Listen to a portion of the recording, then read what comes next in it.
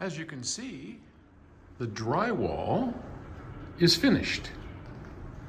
There's very little left to do. Now they've got to do all the mudding and taping and finishing, but this is the entrance to the control room. You can see inside the control room, all the walls have finally been put up. There's our painting samples. Here's the box that I showed you before where we're going to run all the cables. They've cut that in. As I say, the ceiling's in, the back is in. Ooh, and it's nice and echoey in here. What fun we're gonna have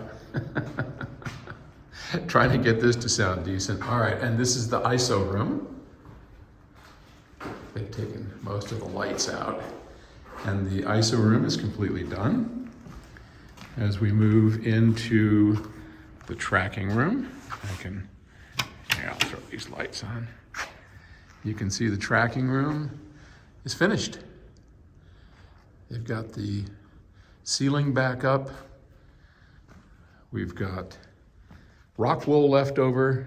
We'll see how much they actually put into the ceilings. I mean, this whole place should be dead quiet now. And here's our machine. We're going to be adding into the ceiling Acoustic Clouds. That's what they're called. So on one side, they're big sheets of like 4x8, maybe 4x6, that'll be hanging at an angle from the ceiling. They'll be reflective on this side, and then above it, they'll have rock wool, so they'll be absorptive.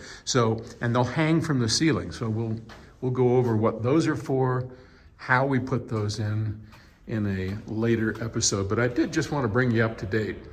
So what's left to do now is to finish off some of the mix room, start doing taping and mudding, and we are getting close.